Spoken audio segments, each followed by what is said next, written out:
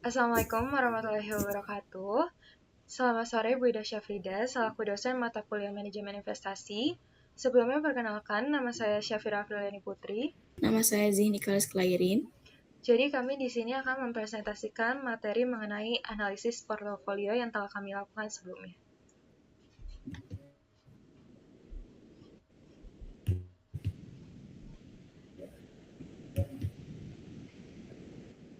Jadi yang pertama itu ada perusahaan PT Cisarua Mountain Dairy Tbk atau CMRY, merupakan perusahaan publik Indonesia di sektor makanan dan minuman yang berfokus pada produk susu dan makanan olahan premium.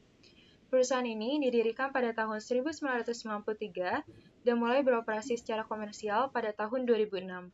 CMRY memiliki merek unggulan seperti Cimory, Kangler, dan juga Besto untuk produk makanan dan olahan. Perusahaan ini memiliki fasilitas pabrik di daerah Bogor, Semarang, Pasuruan untuk memperkuat kapasitas produksi dan distribusinya. Perusahaan ini tercatat di Bursa Efek pada tanggal 6 Desember 2021 dan mulai menjalankan dua segmen usaha utama, yaitu Dairy dan Consumer Foods, yang secara konsisten memberikan kontribusi positif terhadap pertumbuhan penjualan dan kinerja perusahaan. Lalu selanjutnya itu ada Indofood atau PT Indofood Sukses Makmur Tbk yang biasa dikenal INDF, merupakan perusahaan di sektor makanan dan minuman yang berfokus pada penyediaan solusi pangan dan didirikan pada tanggal 14 Agustus 1990 dengan nama awalan yaitu PT Panganjaya Inti Kusuma dan berganti nama menjadi PT Indofood Sukses Makmur pada tahun 1994. Perusahaan ini dikenal luas melalui merek unggulan seperti Indomie, Sarimi, Supermi, Indomilk, dan juga Milkwat, serta berbagai produk makanan olahan yang lainnya. INDF juga memiliki bisnis terintegrasi di bidang agribisnis dan pengolahan bahan baku pangan, termasuk minyak goreng, margarin, dan penggilingan gandum. Indofood resmi tercatat di Bursa Efek Indonesia pada tanggal 14 Juli 1994 dan mengelompokkan kegiatan usahanya ke dalam beberapa segmen utama, yaitu Consumer Branded Product, Bogasari, Agribisnis, dan Distribution.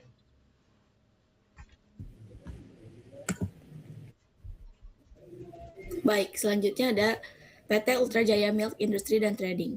PT Ultra Jaya Milk Industry merupakan perusahaan minuman terkemuka di Indonesia yang bermula dari industri rumahan susu pada tahun 1958 di Bandung dan resmi menjadi perseroan terbatas pada 1971. Berkantor pusat di Padalarang, Kabupaten Bandung, Ultra Jaya dikenal sebagai pionir industri minuman dalam kemasan dengan teknologi ultra high temperature atau UHT, dan pengemasan aseptik. Perusahaan ini memiliki merek unggulan yaitu Ultra Milk yang memimpin pasar susu cair nasional, serta pernah memproduksi berbagai minuman lain seperti teh kotak dan buah vita. Sebelum kembali fokus ke bisnis utama susu sejak 2008 dengan fasilitas produksi modern dan bahan baku berkualitas dari peternakan di dataran tinggi Bandung, Ultra Jaya mendistribusikan sekitar 90% produknya ke seluruh Indonesia dan mengekspor sisanya ke berbagai negara.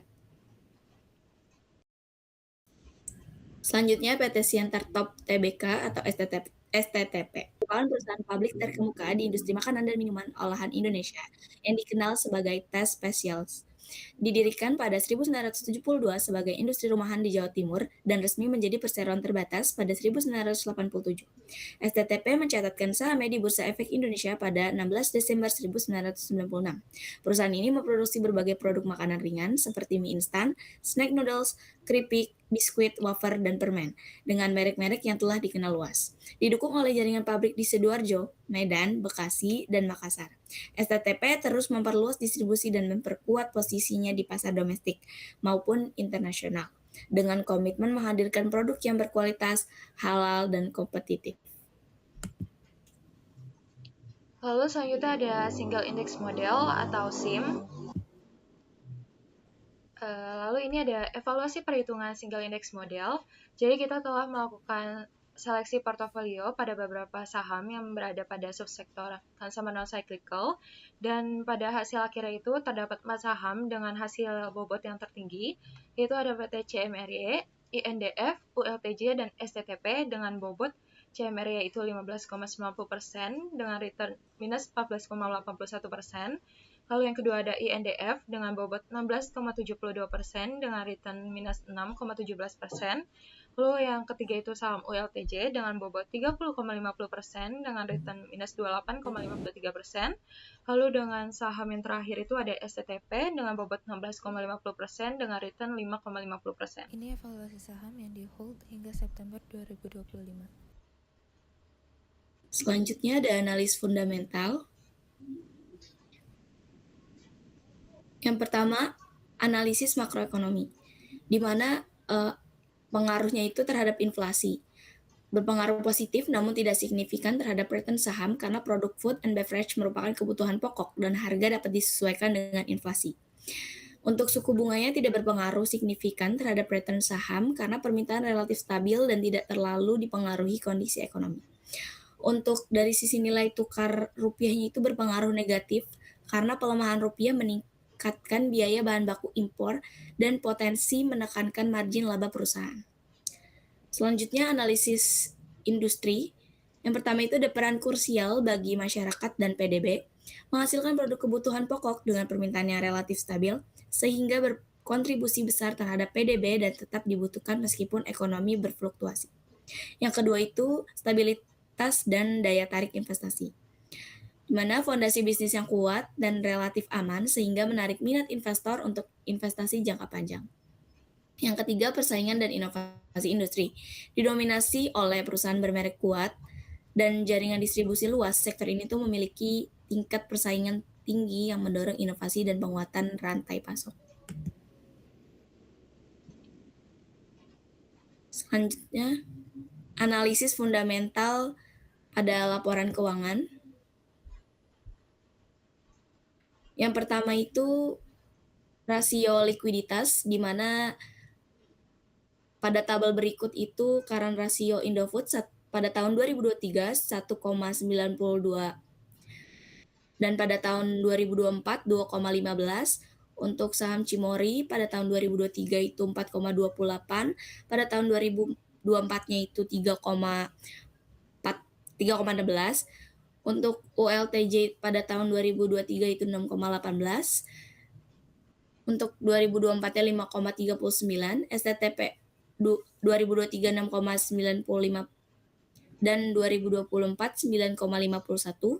Untuk quick ratio Indofood pada tahun 2023 1,45, pada tahun 2024 1,67, CMRY pada tahun 2023 3,45, pada tahun 2024 2,49, ULTJ 2023 4,18, ULTJ 2024 3,85, STTP 2023 6,16, STTP 2024 8,78. Untuk cash rasionya itu INDF 2023 1,04, 2024 itu 0,87, untuk CMRY 2023 2,07, untuk 2024 0,92, untuk ULTJ 2023 3,05, 2024 2,70, untuk STTP 2023 0,55, dan untuk STTP 2024 2,90. Di mana berdasarkan analisis dari tabel berikut yang telah kami hitung pada data keuangan 2023 dan 2024, keempat emiten yaitu INDF, CMRY, ULTJ, dan STTP menunjukkan likuiditas yang sangat kuat, dengan seluruh rasio berada di atas standar minimum current ratio atau berbanding di atas 2:1. CMRY mencatat likuiditas tertinggi pada 2024 dengan current rasio 10,77 dan cash rasio 7,72, yang mencerminkan posisi kas sangat besar namun berpotensi kurang efisien dalam pemanfaatan modal kerja. STTP dan ULTJ juga menunjukkan likuiditas yang sangat tinggi dengan current rasio masing-masing 9,51 dan 7,37, menandakan pendekatan pengelolaan likuiditas yang konservatif. Sementara itu, INDF memiliki current rasio terendah sebesar 2,15, namun tetap berada pada tingkat sehat dan mencerminkan pengelolaan aset lancar yang tetap seimbang dan efisien. Secara keseluruhan, seluruh emiten memiliki kemampuan yang sangat memadai dalam memenuhi kewajiban jangka pendeknya. Rasio solvabilitas,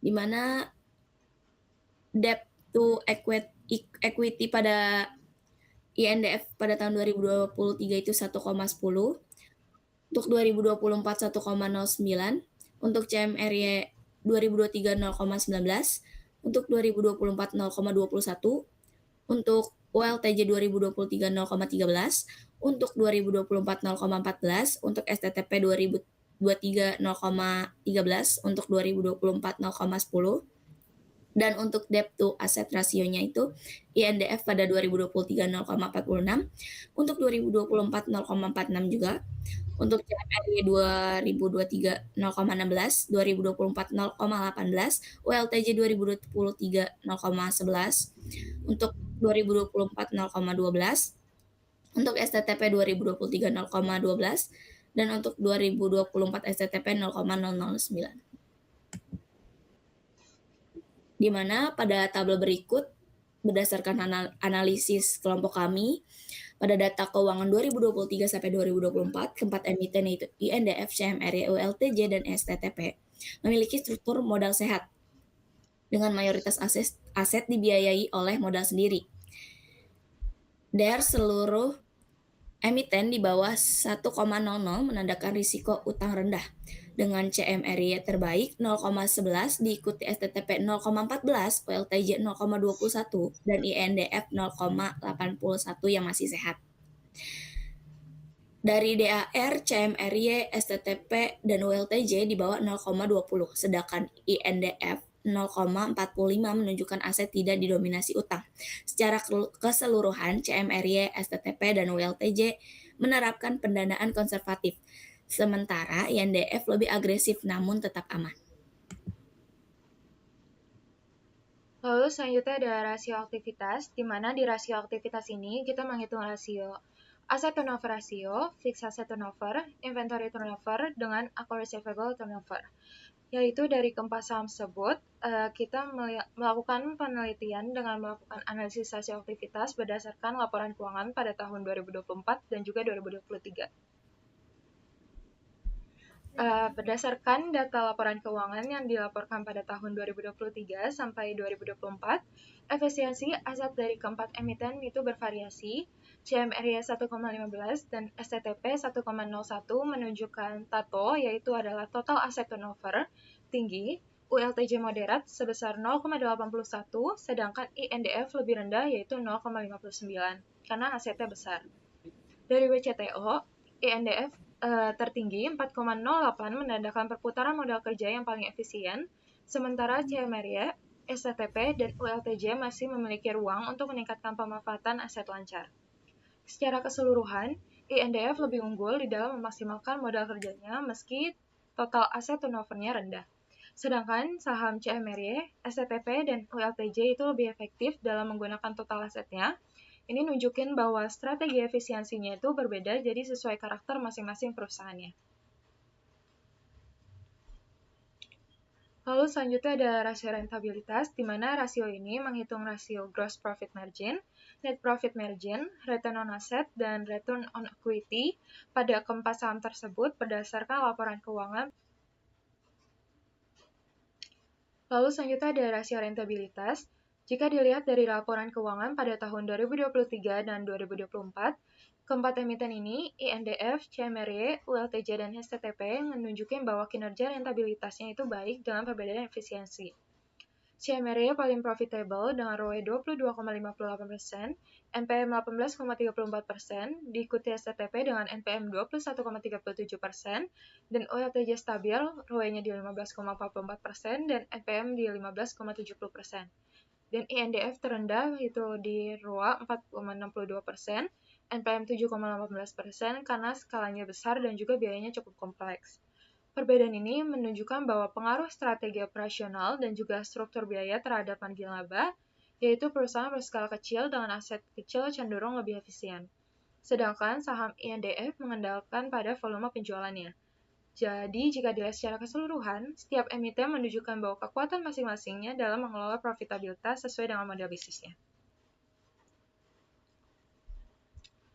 Lalu selanjutnya ada rasio market value, di mana itu rasio ini kita menghitung earning per share, book value per share, price book value, sama price to earning pada kepas saham tersebut berdasarkan laporan keuangan pada tahun 2023 dan 2024 dari masing-masing perusahaan. Berdasarkan data 2023 sampai tahun 2024, valuasi PER dan PBV dari keempat emiten mengalami pergeseran. INDF tetap undervalue dengan PER menurun dari 8,50 menjadi 8,31 dan PBV-nya dari 0,60 menjadi 0,58 menunjukkan stabilitas harga saham relatif terhadap nilai bukunya.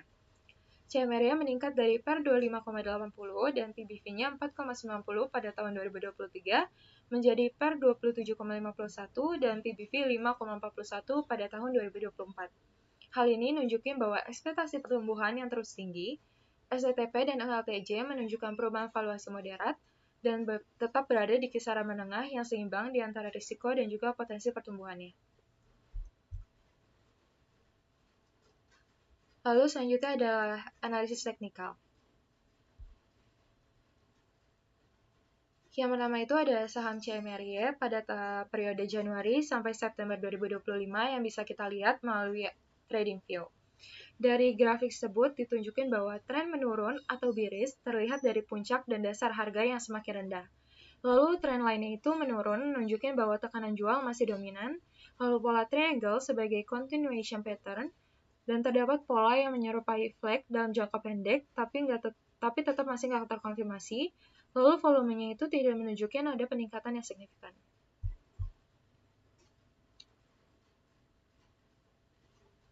Lalu selanjutnya ada saham INDF pada periode Januari sampai September 2025. Dari grafik tersebut bisa dilihat bahwa dari awal hingga ke pertengahan periode itu ada tren naik atau bullish, dan menjelang akhir periode itu trennya makin lama makin menurun. Tren lainnya itu naik pada sekitar bulan Juli sampai Agustus 2025, lalu terjadi reversal trend dari naik ke turun, dan tekanan jual meningkat saat harga mulai turun. Lalu INDF tuh berarti mengalami penguatan dari awal periode, lalu berbalik arah dan memasuki fase koreksi.